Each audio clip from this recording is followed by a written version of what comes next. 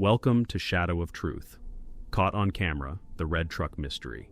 Interrogation that unraveled a murder, the body in the pines. Like, comment, and subscribe if you love deep dive true crime breakdowns that stick to verified facts and YouTube's guidelines. No sensationalism, just the real story told clearly. The road into the forest twists like a question nobody wants to answer.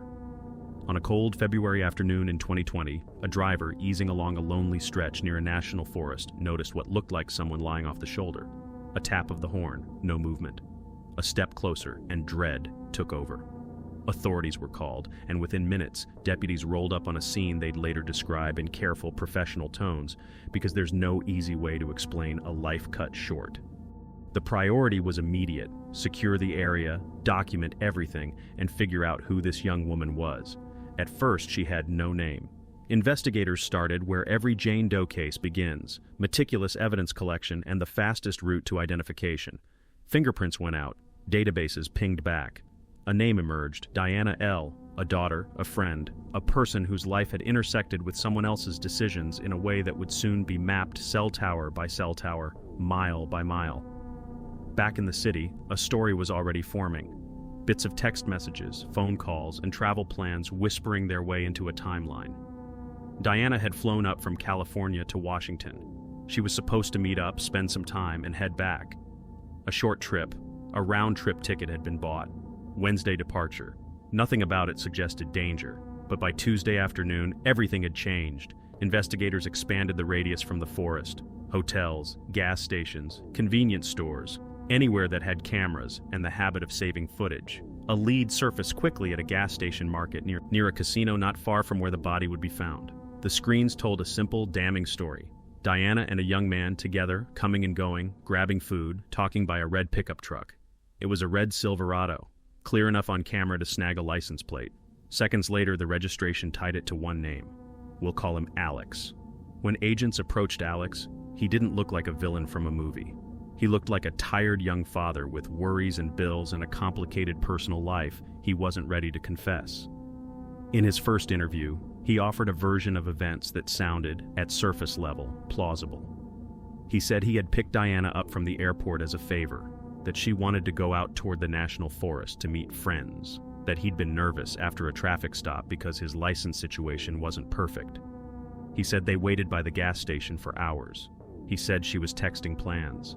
He said he dropped her near a trailhead when her friends finally sent a location.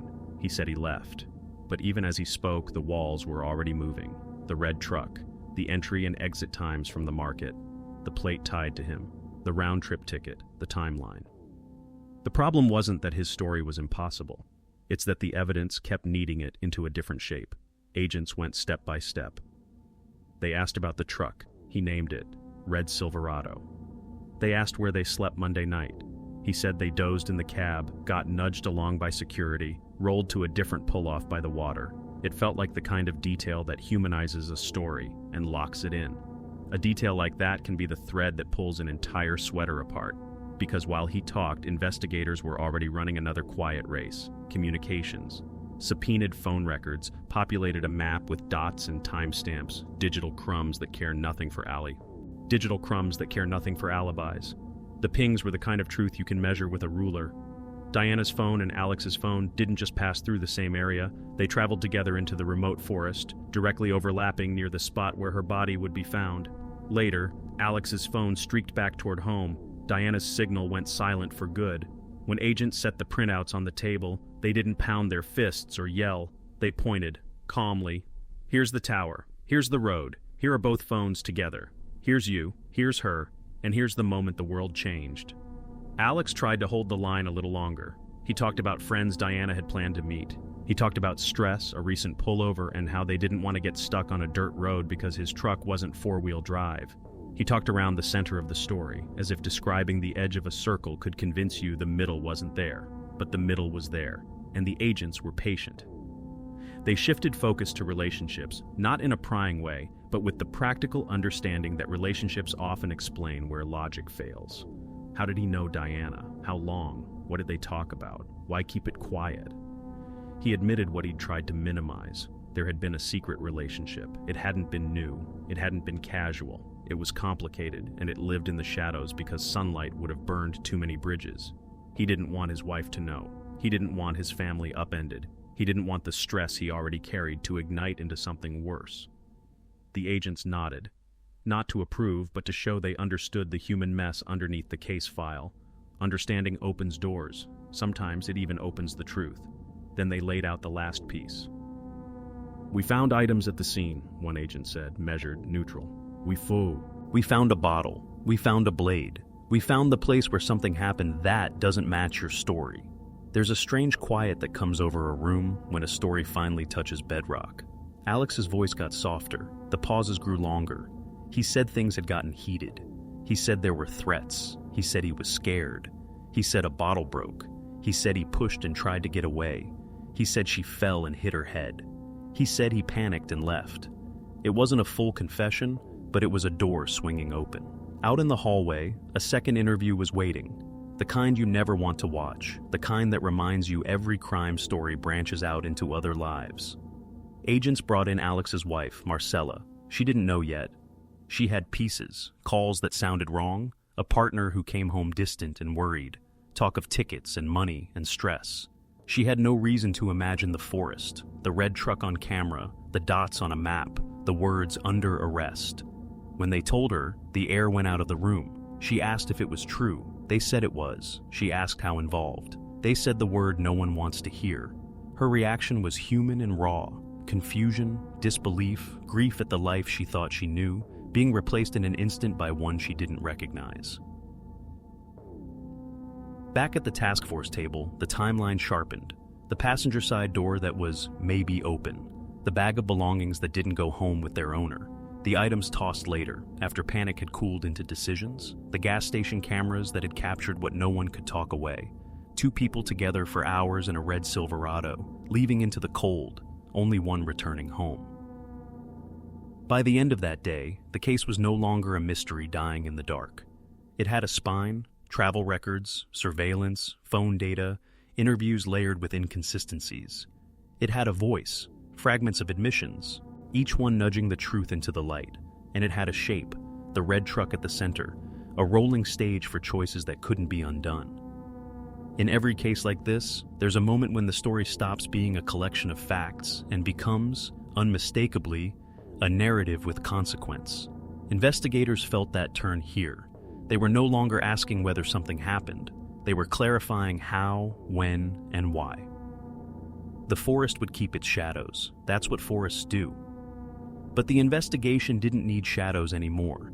It needed to follow the signal trails, the receipts, the statements, and the quiet details that seemed small until you realized they were anchors. The license plate, the shift to the pull-off when security said you can't stay, the route back toward the highway to get better signal, the timestamps on the register tape, the calls that stopped at 8 p.m., the silent phone that never left the trees.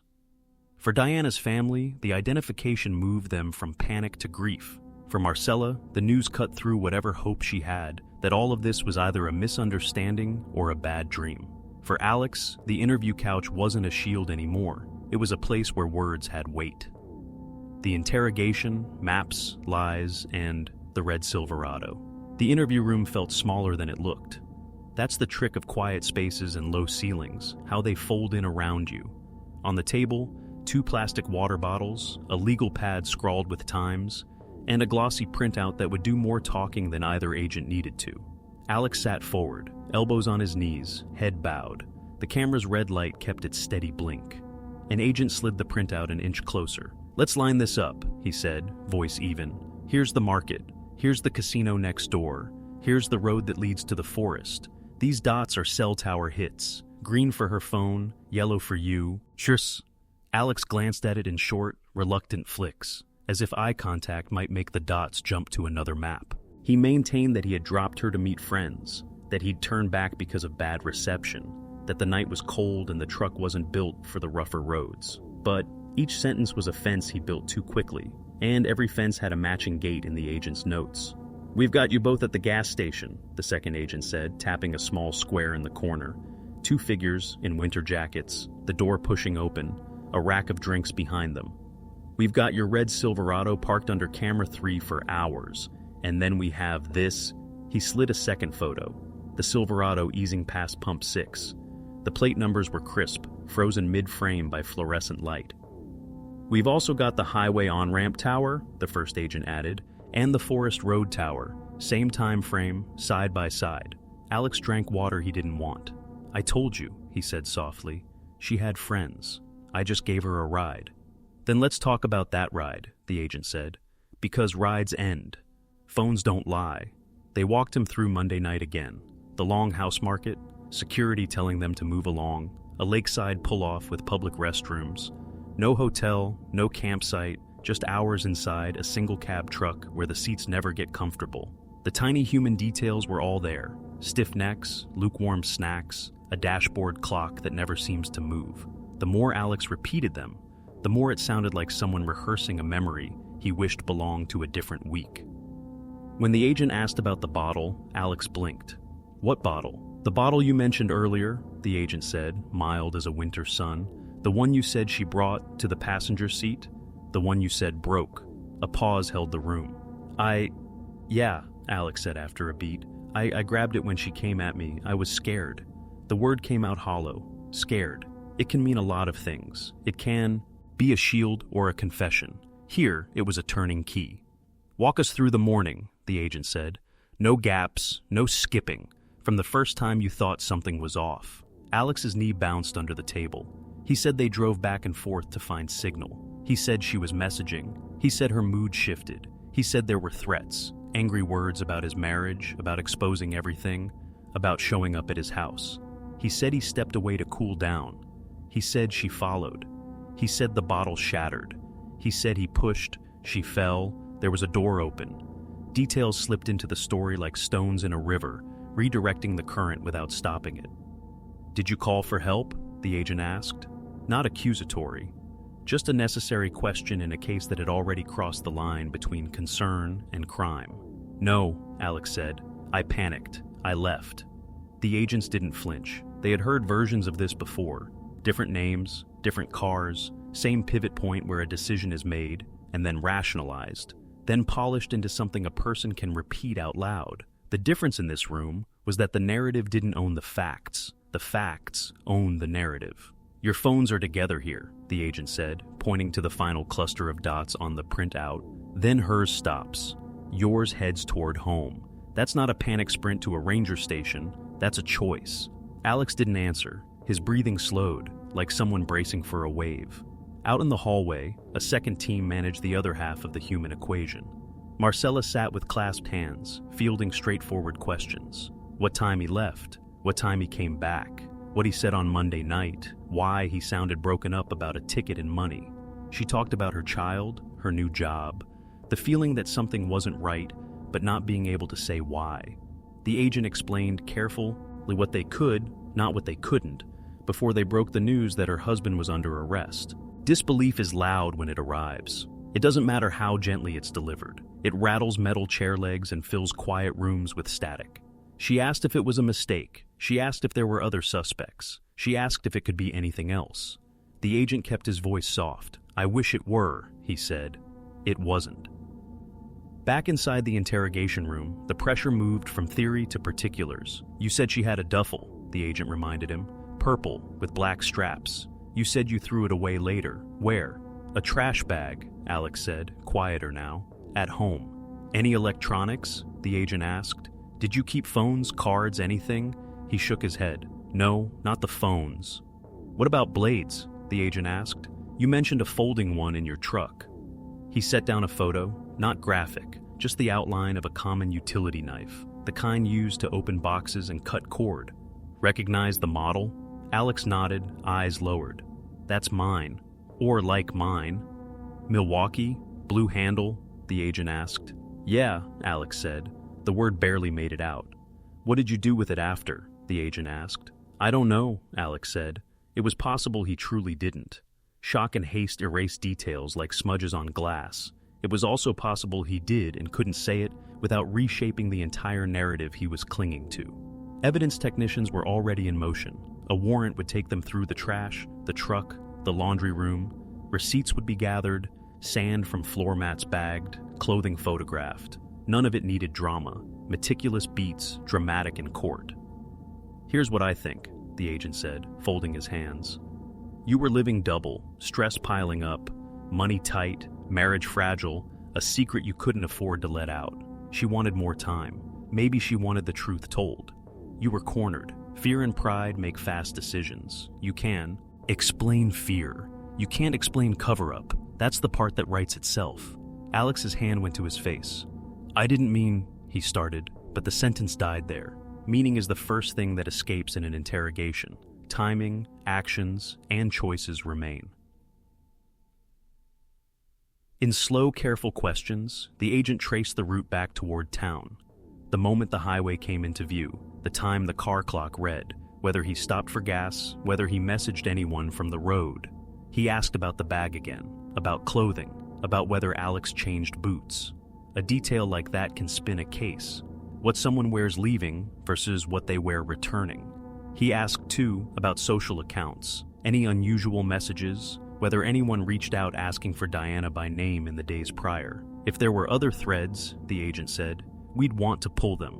Each answer, even the evasive ones, had weight in a room like this. Taken together, they showed the arc of a night that started as secrecy and ended as a crime scene.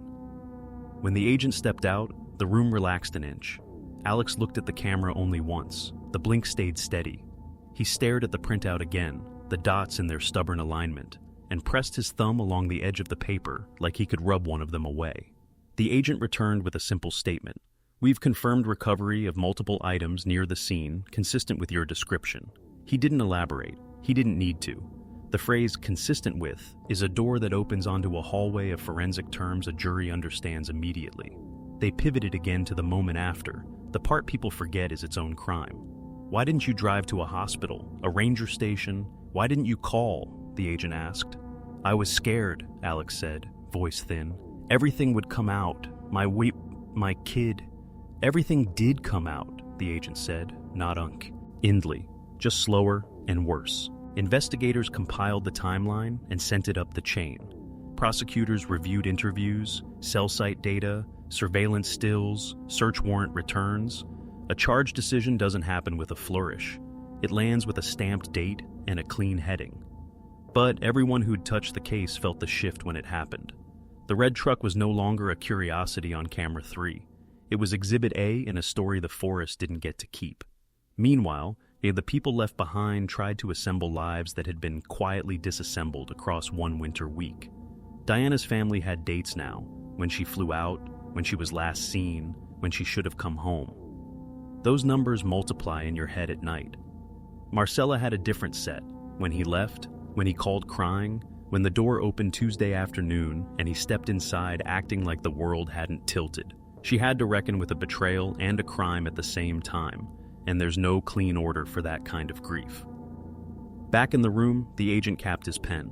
"We're done for today," he said, "but you should understand something. Stories bend. Data doesn't. You can't talk this map into another shape." Alex nodded without lifting his eyes. The printout stayed where it was, a quiet constellation of facts. At the precinct, a detective posted a short update. The language was precise. Ongoing investigation, no threat to the public, thanks to cooperating agencies. The kind of transparency that keeps a case steady. Inside the team, there was measured relief, not celebration. Relief that a nameless call from a roadside had turned into a name, then a timeline, then an arrest. Relief that the tiny things, the second camera angle, the traffic stop ticket time, the restroom area pull-off, had each done their job. As the day closed, a thin blue dusk pressed down over the town. Somewhere, the Longhouse Market's lights inked on again, and a new handful of drivers pulled in under camera 3, none of them knowing that a month earlier, a red Silverado had idled in that same lane while a story with no future wrote its first pages. The trial that broke her silence, the road to trial. By late 20, the case had moved from interviews and search warrants to the courthouse steps. The once anonymous body from the forest now had a name, a face, and a family sitting in the gallery every time her story was mentioned. Prosecutors had built the case piece by piece. The surveillance footage from the gas station showing Diana and Alejandro together. The cell tower data proving both phones traveled into the same remote area. The recovered weapons, a broken bottle, a folding knife, and a box cutter, and the confession, recorded in real time, where Alejandro admitted to striking her once and leaving her behind. Defense attorneys knew what they were up against. Their only chance was to argue self-defense, to paint the incident as a chaotic moment between two people whose emotions had spiraled out of control. But the prosecution had the timeline, the forensics, and a motive, the affair he couldn't let anyone know about.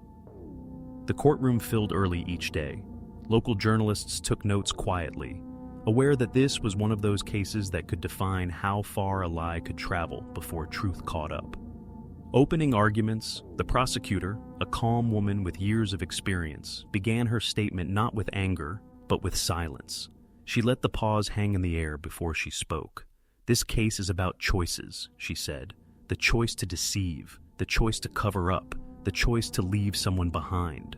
She painted the story as a tragedy built on secrecy.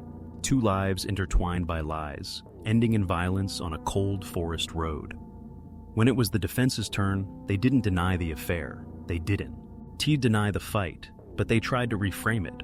Alejandro, they said, was a man trapped in a situation he didn't create, overwhelmed, threatened, and acting out of fear. It was a strategy that could work only if the evidence felt uncertain, but the evidence was anything but uncertain. The evidence. The jurors watched the surveillance video first. The frame showed the red Silverado parked at Pump 6, Diana in a gray sweatshirt, Alejandro in a dark jacket. They went inside, bought snacks, and sat in the truck for hours. Next came the cell tower map. Dots and timestamps filled the courtroom monitors, a digital trail proving the two phones traveled together deep into the forest. At the point where Diana's phone signal stopped, Alejandro's continued alone, heading east toward home. Then came the search results from his property. Investigators had recovered a black trash bag containing fabric fibers matching the victim's duffel. Soil samples from his truck's wheel wells matched those from the crime scene area. The broken bottle fragments were identical to pieces found at the scene. Even the boots mattered. The same pattern of tread marks appeared near the forest pull-off, the same kind Alejandro had worn to work. The defense tried to push back, questioning contamination, timing, and intent, but each rebuttal only seemed to reinforce the timeline. The confession played, then came the moment that shifted everything, the recording of Alejandro's interrogation. The courtroom dimmed as the video began to play. On screen, he sat in the small interview room, hands clasped, voice quiet. The agent spoke calmly, asking questions he tried to sidestep until the map appeared. His tone cracked, his story changed, and then he said it. "She tried to stab me. I hit her with the bottle. She fell. I panicked. I left." The words echoed through the speakers, emotionless, matter-of-fact, and devastating. The prosecutor let the clip end in silence before saying simply, "Ladies and gentlemen, he didn't call 911. He didn't check for a pulse. He didn't. Tina asked for help. He went home." The defense attorney stood and objected to the tone, but the damage was done. The witness who broke down. When Marcela, his wife, was called to testify, the room fell completely still. She walked slowly to the stand, eyes down. Her testimony wasn't about crime scene details. It was about life at home. She described the night he called her crying from the gas station, the early morning silence that followed, and the way he came home Tuesday acting distant but pretending everything was fine. When the prosecutor asked, "Did he ever tell you where he really went?" her voice broke. "No," she said. "He told me it was just a friend." She never looked at him again after that. Forensic truths experts filled the next few days, medical examiners, forensic analysts, and digital technicians. Their testimony was dry, technical, and absolutely crucial. The autopsy confirmed multiple injuries, consistent with blunt and sharp force. The prosecution didn't dwell on the number or the wounds, staying within respectful, factual limits. What mattered most was timing. Diana had been alive for several minutes after the initial blow. She might have survived had anyone called for help. The cell data expert showed that Alejandro's phone had been active after the incident, opening apps and checking notifications, proof he was conscious, calm enough to use his phone, and still chose not to report what happened.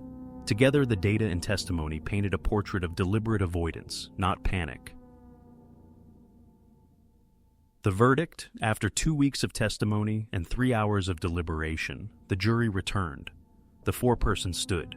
We, the jury, find the defendant, Alejandro Aguilera R., guilty of second-degree murder. There was no reaction from him at first, just stillness. His attorney put a hand on his shoulder. He didn't move. Across the room, Marcella held her fess, he in her hands. Diana's family sat in tears. Not celebration, not relief, just exhaustion. The judge thanked the jurors and reminded the room that justice is a system, not vengeance. Alejandro was sentenced to 200 months in prison, just under 17 years. For Diana's family, it wasn't enough to heal the loss, but it was something. The aftermath, news outlets covered the verdict quietly but widely. Red truck case ends in conviction, read one headline. Another called it a forest secret finally solved. What resonated most was how modern investigation had caught up with old-fashioned deceit. The cameras, the cell data, the quiet persistence of people who refused to let the case go cold. Marcella later moved away, raising her child far from the county where her husband's name was still whispered. She never spoke to the press. Diana's mother, in a single interview, said, "I just hope he remembers her face every day. That's all." Closing reflection, every true crime case leaves behind two stories. The one told in court and the one that lives on in the hearts of those left behind. The red truck mystery became both. A tale of technology meeting tragedy and how one small lie can spiral into a lifetime of consequences. The gas station camera didn't care about feelings. The phone towers didn't take sides.